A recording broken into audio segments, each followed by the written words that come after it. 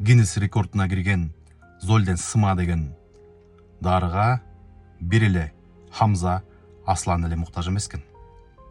Көрсө Байхан деген дагы кичкейип өбөгүбүз бар экен.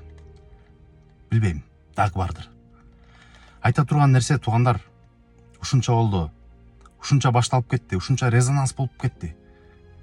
Байханды да кошолук, башкасы болсо аларды да кошолук туугандар.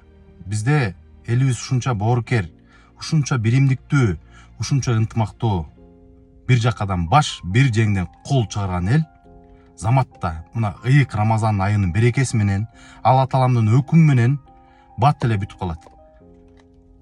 Байханды да кошолук туугандар. Мынакей былтыр 18 апрелде расмий түрдө сбор ачылган экен.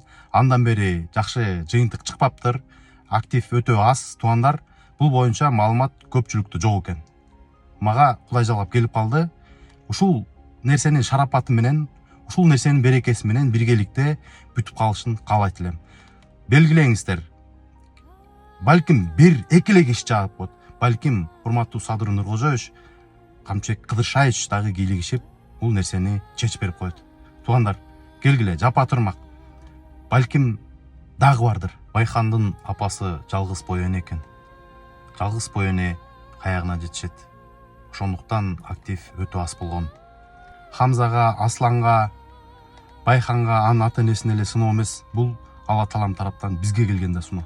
Рамазан айында кандай гана мүмкүнчүлүк бизге сооп тапканга берилип жатат туугандар. Келелик жапа тырмак, колдон келишинче такыр эле болбойбу, тараталык, такыр эле болбойлу, жөн эле Алла Тааламдан дуа кылалык туугандар.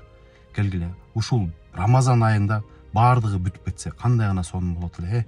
Ушул боюнча ой пикириңиздерди комментарийге жазыңыздар, колдоңуздар, белгилеңиздер, жөнөтүңүздөр, бөлүшүңүздөр туугандар. Максималдуу репост